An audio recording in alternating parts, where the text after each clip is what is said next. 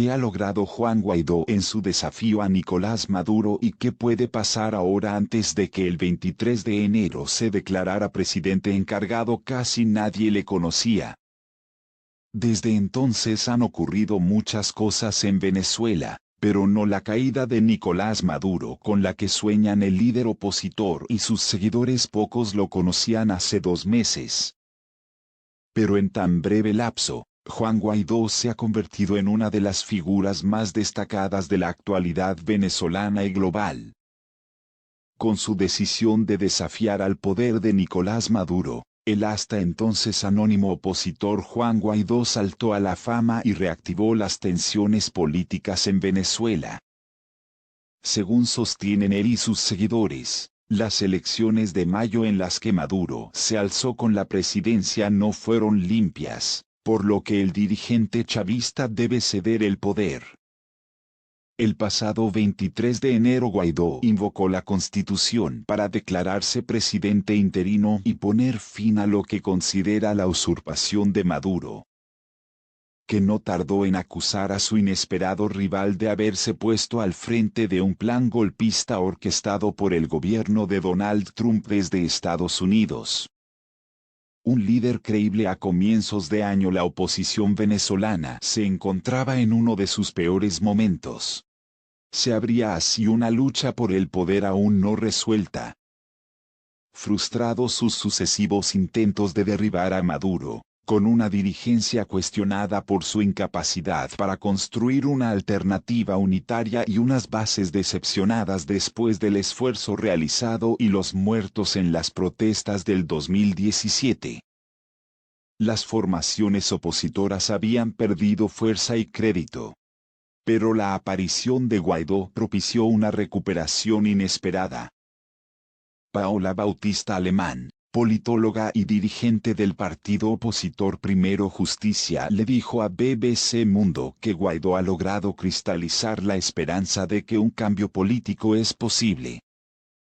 Reconocido como líder por todas las fuerzas del antichavismo, Guaidó, miembro de Voluntad Popular, el partido de Leopoldo López, consiguió también que la oposición recuperara la iniciativa política que había perdido tiempo atrás.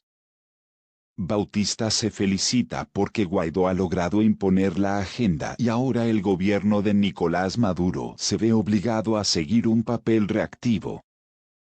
Luis Vicente León, presidente de la firma de encuestas Data Analysis, ve en Guaidó un líder que unifica, y que ha sabido ponerse al frente de una oposición claramente mayoritaria, del deseo monumental de cambio que detecta en el país. La irrupción del presidente encargado se vio favorecida por el apoyo de la mayoría de los países de la Unión Europea y de América Latina y, sobre todo, por el firme respaldo de Estados Unidos. Sus gobiernos dieron un paso diplomático de gran calado y con escasos precedentes al reconocerlo provisionalmente como jefe de Estado, negándole tal condición a Maduro. Muchos entonces pensaron que el sucesor de Hugo Chávez claudicaría en poco tiempo y Guaidó podría entrar triunfalmente en Miraflores, una sensación alimentada por los propios mensajes del presidente encargado, que daba por amortizado a su oponente, hasta el punto de evitar mencionarlo o hablar de él en pasado. Pero, aunque más cuestionado que nunca, Maduro sigue en el poder y hace una semana se anunció una próxima remodelación de su gobierno. El plan de Guaidó y sus aliados internacionales tenía una fecha clave en el 23 de febrero, un mes después de proclamarse presidente, cuando debía llevarse a cabo el ingreso de lo que la oposición denominó como ayuda humanitaria internacional en Venezuela. Guaidó había prometido que la ayuda entraría sí o sí, pero finalmente fue Maduro quien cumplió su promesa de impedir lo que había calificado como un show de la oposición. Ni la ayuda humanitaria pasó, ni Maduro se fue. León explica que una parte de la población se entusiasmó entonces con la idea de que, ante ese bloqueo, Estados Unidos y el Grupo Lima avanzarían a una siguiente etapa, más dura y contundente, la intervención humanitaria. Pero esa deseada respuesta militar extranjera no llegó, como tampoco lo hizo la defección masiva de militares venezolanos a la que los opositores y Washington llevaban días llamando. La diputada Adriana Pichardo, compañera de partido de Guaidó, cree que la oposición se equivocó entonces. La entrada de la ayuda humanitaria se politizó mucho, debimos hacerla más civil, le dijo a BBC Mundo. El intento de Guaidó contó con el apoyo de Estados Unidos, Colombia y otros países, pero no de las agencias de cooperación de Naciones Unidas ni de ONG internacionales reconocidas. Este lunes Federica Mogherini, alta representante para política exterior de la Unión Europea, dijo que la UE busca con Naciones Unidas la manera de llevar ayuda humanitaria a Venezuela a través de los canales legítimos y sin ningún intento de politizar la entrega. Presidente interino, ¿por cuánto tiempo? El desenlace del episodio fronterizo rebajó las expectativas de cambio político inmediato que en muchos había encendido el movimiento repentino liderado por Guaidó. Al día siguiente, ni los marines estadounidenses habían desembarcado en La Guaira, el puerto de Caracas, ni Maduro se había marchado del Palacio de Miraflores. Todo lo contrario, el mismo 23 proclamaba ante una multitud en Caracas una nueva victoria de la revolución bolivariana. Y el pasado jueves agentes de las fuerzas de seguridad leales a Maduro detuvieron en Caracas a Roberto Marrero, jefe de despacho y estrecho colaborador de Guaidó. En una maniobra interpretada por muchos como la prueba de que el gobierno se dispone a lanzar su contraofensiva. León cree que el paso del tiempo sin que se consigan resultados puede generar frustración y apatía entre las filas opositoras. Tampoco resulta fácil mantener a la gente movilizada cuando sabe del riesgo de sufrir la acción de los colectivos, grupos irregulares armados leales al gobierno que han asumido funciones de control del orden público. En la frontera con Colombia emplearon armas de fuego en la represión de las protestas ante la pasividad de los muchos guardias nacionales allí desplegados a los que Maduro ha llamado a una resistencia activa frente a la oposición. Pichardo asegura que la razón principal por la que la oposición no se impone es que el bando chavista tiene el control absoluto de las armas y utiliza la violencia para acallar al pueblo.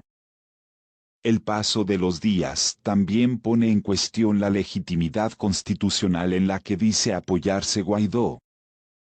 El artículo de la Constitución que invocó para descalificar a Maduro como usurpador y proclamarse presidente establece que deben convocarse elecciones en un plazo de 30 días desde que se determine la falta absoluta del presidente. La Asamblea Nacional, la Cámara Legislativa de mayoría opositora que Guaidó preside, aprobó una resolución que establecía que dicho plazo solo empezaría a consumirse una vez cesara la usurpación de Maduro. Pero esa interpretación de la Carta Magna no ha convencido a todo el mundo, como dejaron patentes los esfuerzos del representante especial de Estados Unidos para Venezuela, Elliot Abrams, para explicársela a los periodistas en una reciente rueda de prensa en Washington. ¿Y ahora qué?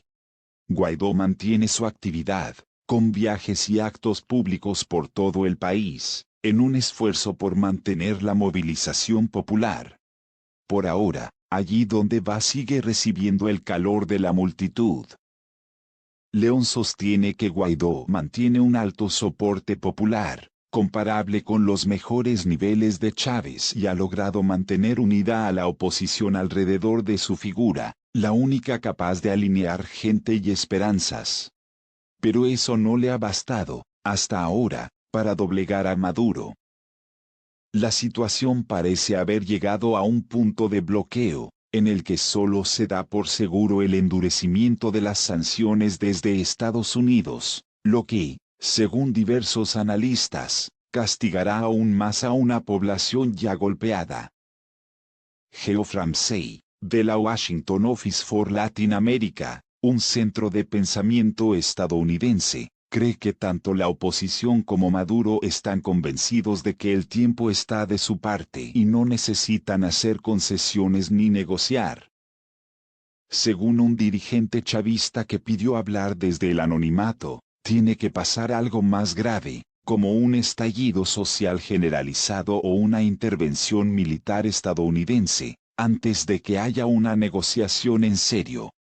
Mientras tanto, el país se desmorona y el sufrimiento de la gente empeora.